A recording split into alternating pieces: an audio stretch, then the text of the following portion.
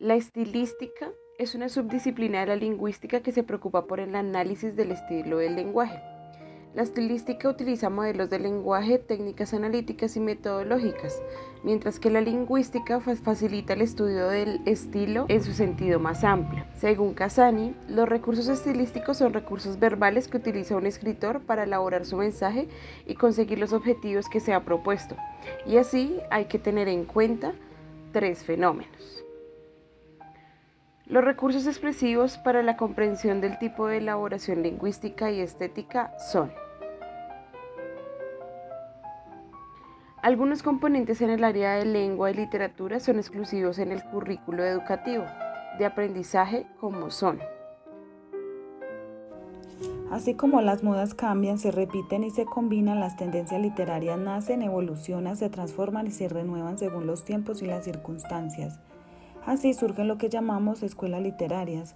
A continuación estudiaremos las características fundamentales de las principales. Escuela clásica. El clasicismo del siglo V a.C. al siglo V después de Cristo es cualquier obra literaria de la antigüedad griega o romana que haya sobresalido por su excelencia artística y que se considere un modelo de referencia. Se caracteriza por buscar la armonía y el equilibrio en el fondo y la forma. Sus obras clásicas, la Ilíada, la Odisea y Edipo Rey.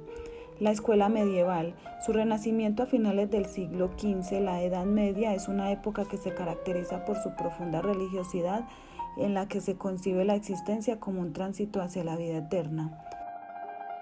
La escuela del Renacimiento se da en el siglo XV. Se define esta época como el nacimiento de la humanidad y de la conciencia moderna tras un largo periodo de decadencia. Se considera como la mayor revolución cultural de la historia del hombre. La escuela barroca se da a finales del siglo XV al siglo XVI. La sociedad barroca sobrevive con una cultura extremista. Por un lado viven en medio del lujo y los sueños de grandeza, y por otro del desaliento, la pobreza, la derrota de militares y la corrupción política. La literatura barroca sintetiza la relación de dos corrientes en su interior, el conceptismo y culteranismo.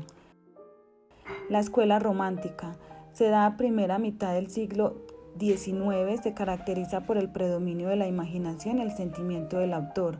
La estructura de la literatura romántica se apoya al igual que los hechos históricos políticos de esta época. La poesía se sustenta en la fe y las creencias del pueblo mediante imágenes.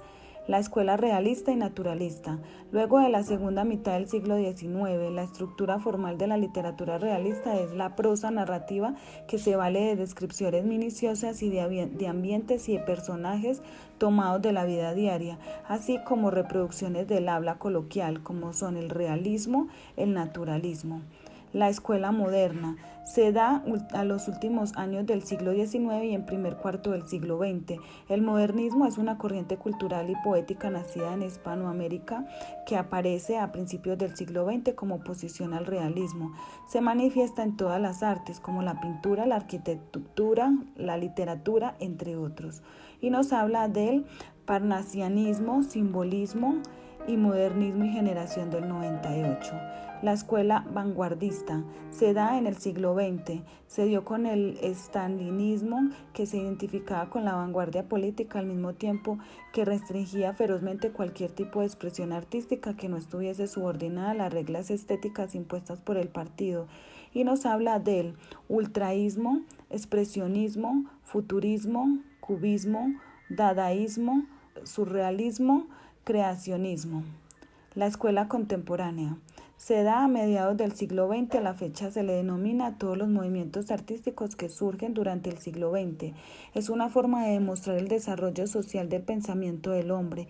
En esta época la narrativa presenta grandes cambios y es una forma de expresión que los narradores utilizaron para mostrar el desarrollo social del pensamiento a través de la situación que viven los personajes de novela.